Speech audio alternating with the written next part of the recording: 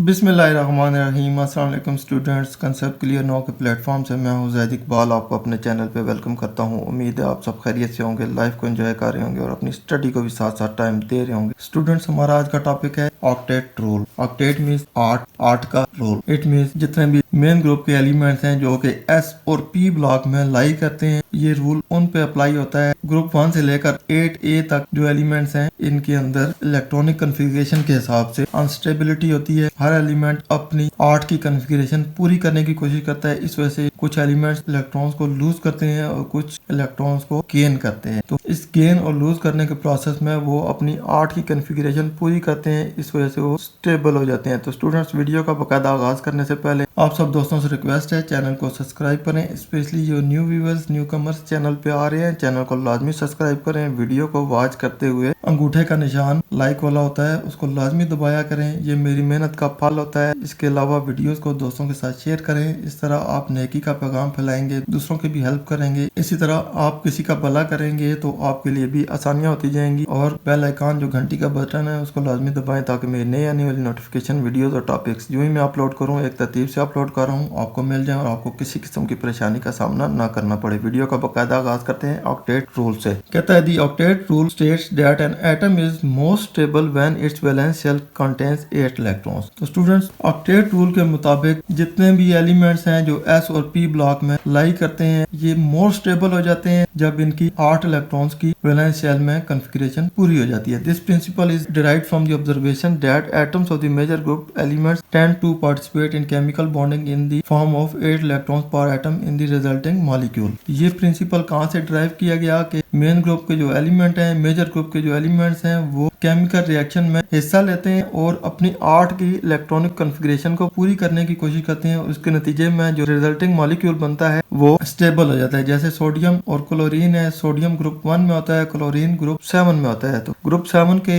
Elements को 8 electron पूरे करने के लिए 1 इलेक्ट्रॉन की जरूरत होती है। वो 1 इलेक्ट्रॉन गेन करते हैं सोडियम से, और सोडियम ग्रुप 1 में होता है। इसके ऑटोनोमस शेल में 1 इलेक्ट्रॉन होता है जो उसके ऊपर बोझ होता है, वो उसको उतारने की कोशिश करता है, वो उसको उतार देता है। पीछे 8 की इलेक्ट्रॉनिक कॉन्फ़िगरेशन पूरी हो जाती है। ये दोनों आपस में मिलकर केमिकल बॉन्डिंग करते हैं और एक कंपाउंड बन जाता है जिसको कहते हैं सोडियम क्लोराइड, जो कि खाने का नमक होता है और टेबल साल्ट भी इसको कहते हैं। इस तरह दोनों क्लोरीन और सोडियम स्टेबल हो जाते हैं और नई चीज बन जाती है, मॉलिक्यूल बन जाता है जो कि सोडियम क्लोराइड की सूरत में आपको मिल जाता है। This rule only applies to the major group element. ये रूल सिर्फ मेजर ग्रुप एलिमेंट पे अप्लाई होता है। ये भी एक MCQ का क्वेश्चन आ सकता है कि ऑक्टेट रूल डी और F ब्लॉक पे भी अप्लाई होता है कि नहीं। तो स्टूडेंट्स, वो नहीं होगा क्योंकि ये सिर्फ S और P ब्लॉक पे होता है। तो वो ट्रू फॉल्स में ये पूछ सकते हैं, ये पूछ सकते हैं कौन कौन से एलिमेंट्स, कौन कौन से ग्रुप इसमें फॉल करते हैं। तो आपको पता होना चाहिए कि S ब्लॉक के एलिमेंट्स और P ब्लॉक के एलिमेंट इसमें फॉल करते हैं, D और F ब्लॉक के एलिमेंट इसमें फॉल नहीं करते। This is because the rule only involves S and P electrons. इसकी वजह क्या है कि इस रूल में सिर्फ S और P इलेक्ट्रॉन्स ही इन्वॉल्व होते हैं। Molecule such as oxygen, nitrogen and halogens. तो स्टूडेंट्स, ऑक्सीजन से जो मॉलिक्यूल बनेंगे, नाइट्रोजन या हेलोजन से बनेंगे, फॉलो दी ऑक्टेट प्रिंसिपल। ये ऑक्टेट प्रिंसिपल को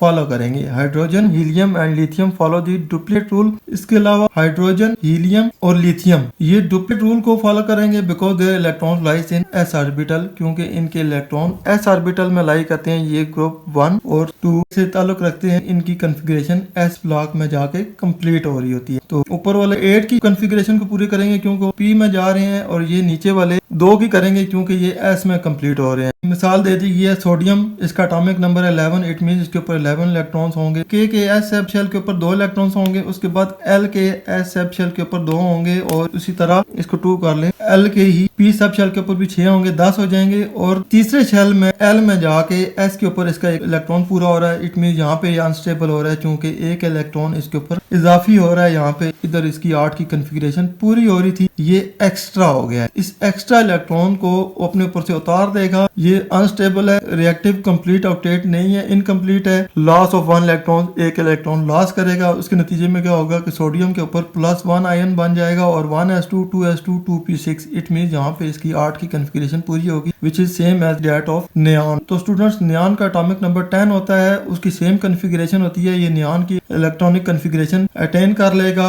और स्टेबल हो जाएगा। उसी तरह क्लोरीन ग्रुप 17 या ग्रुप 7A से बिलोंग करता है और उसका एटॉमिक नंबर भी 17 है। अब इसकी देखें इलेक्ट्रॉनिक कॉन्फ़िगरेशन, K में 2 इलेक्ट्रॉन्स हैं और L में 8 हैं, 10 हो गए। उसके बाद 2 इधर S पे हैं और 3 P पे हैं L वाले शेल में। तो स्टूडेंट यहाँ पे एक इलेक्ट्रॉन इसके पास कम है 8 की कॉन्फ़िगरेशन पूरी करने के लिए, तो ये अनस्टेबल है, रिएक्टिव इनकम्प्लीट ऑक्टेट है। तो ये क्या करेगा, एक इलेक्ट्रॉन गेन कर लेगा, सोडियम से गेन कर लेगा या किसी और एलिमेंट से गेन कर लेगा और एटॉमिक नंबर 18 वाली कॉन्फ़िगरेशन हासिल कर लेगा। क्लोरीन -1 हो जाएगा, इट मींस इसने एक इलेक्ट्रॉन गेन किया है। और 1s2 मींस कि K में 2, L में और M में 8 इलेक्ट्रॉन पूरे हो जाएंगे, which is same as that of argon. और ये सेम आर्गन की कॉन्फ़िगरेशन हासिल कर लेगा जो कि एटॉमिक नंबर 18 के साथ ग्रुप 8 में मौजूद है। तो सेम कॉन्फ़िगरेशन के साथ ये अपनी कॉन्फ़िगरेशन बना लेगा और स्टेबल हो जाएगा। तो स्टूडेंट्स ये था हमारा आज का टॉपिक जिसमें हमने ऑक्टेट रूल के बारे में पढ़ा। उम्मीद है आपके सारे कंसेप्ट क्लियर हो गए होंगे, बहुत कुछ सीखने को मिला होगा। वीडियो पसंद आए इसको लाइक दोस्तों के साथ शेयर करें और ज़ाहिद इकबाल को दुआ में याद रखें। इंशाल्लाह नेक्स्ट इन्फॉर्मेटिव वीडियो के साथ जल्दी आपकी खिदमत में हाजिर होऊंगा। तब तक इजाज़त दीजिए, अल्लाह हाफिज़।